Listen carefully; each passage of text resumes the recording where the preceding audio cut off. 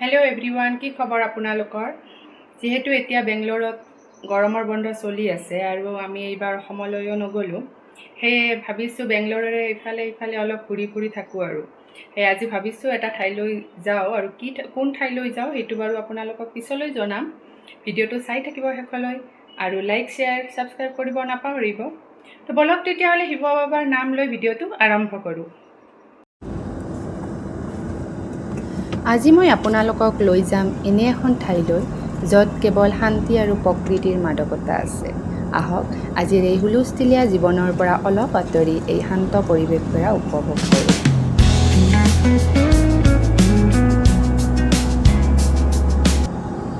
বেংগলোৰৰ জিগনিৰ পৰা প্ৰায় 4 কিলোমিটাৰ দূৰত অৱস্থিত এই বানাৰঘাটা ৰোডটো মোৰ খুবেই প্ৰিয়। চহৰৰ হুলস্থুলৰ পৰা আঁতৰত এইখন যেন এখন বেলেগ পৃথিৱী। এই ঠাইটুকুৰা ইমান শান্ত আৰু ধুনীয়া যেন ইয়াত প্ৰকৃতিয়ে নিজেই জিৰণি লৈছে। চৌদিশে কেৱল সেউজীয়া আৰু নিৰিবিলি পৰিৱেশ। এই পৰিৱেশে আত্মাক এক অপূৰ্ব শান্তি দিয়ে। আৰু এনেকৈয়ে আমি পাহাৰৰ বহু ওপৰলৈ উঠি গৈছিলোঁ আৰু গৈ আমি পাইছিলোঁ নাৰায়ণস্বামী বেট্টা। বেট্টা মানে হৈছে পাহাৰ। আৰু ইয়াতে গৈ এটা মন্দিৰ আৰু চাৰিওকাষে নিৰিবিলি পৰিৱেশ আমি দেখিবলৈ পাইছিলোঁ।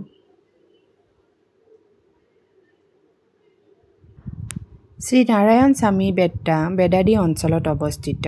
যিহেতু আবেলি 4 বজাতহে আমি আহিছিলোঁ, সেয়ে মন্দিৰটো বন্ধ আছিলে।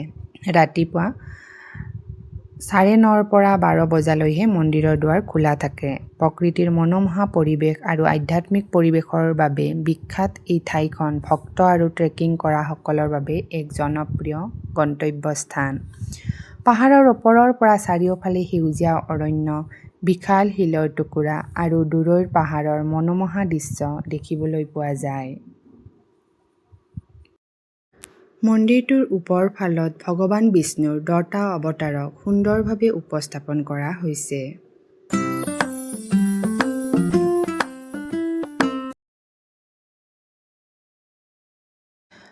পাহাৰৰ ওপৰত থকা মূল মন্দিৰ পোৱাৰ বাবে আপুনি নিজ বাহনেৰেও যাব পাৰে অথবা পাহাৰৰ বুকুৱেদি নিৰ্মাণ কৰা খোজকাঢ়া চিৰি বগাইও যাব পাৰে। ই প্ৰকৃতিৰ মাজত এক শান্তিপূৰ্ণ ট্ৰেকিং বা আধ্যাত্মিক যাত্ৰাৰ অভিজ্ঞতা প্ৰদান কৰে। মেইন মন্দিৰৰ পৰা অলপ তলত এটা হনুমানৰ মন্দিৰো দেখিবলৈ পোৱা যায়।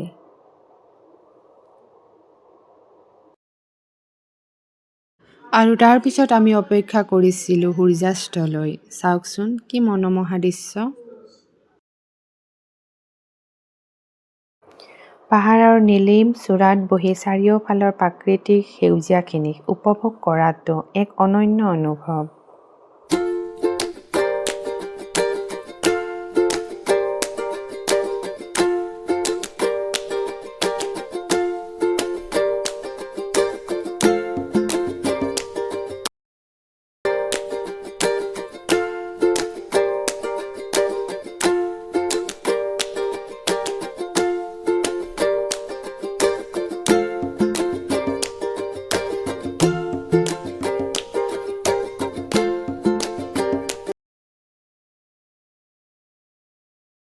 সূৰ্যাস্তৰ সম্পূৰ্ণ দৃশ্যটো মোৰ কেমেৰাত এনেকৈ বন্দী কৰি ৰাখিছিলোঁ।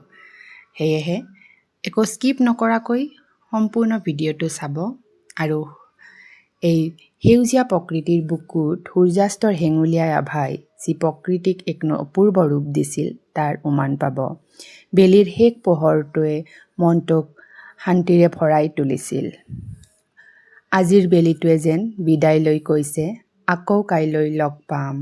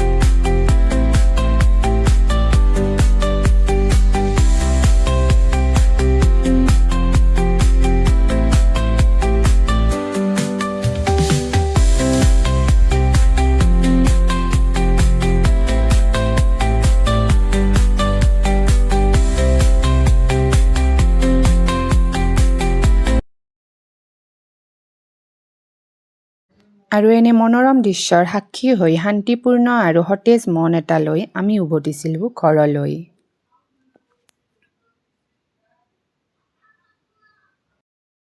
আৰু উভতাৰ পথত ৰাস্তাত আমি দেখিবলৈ পাইছিলোঁ এটা ধুনীয়া শিৱ মন্দিৰ।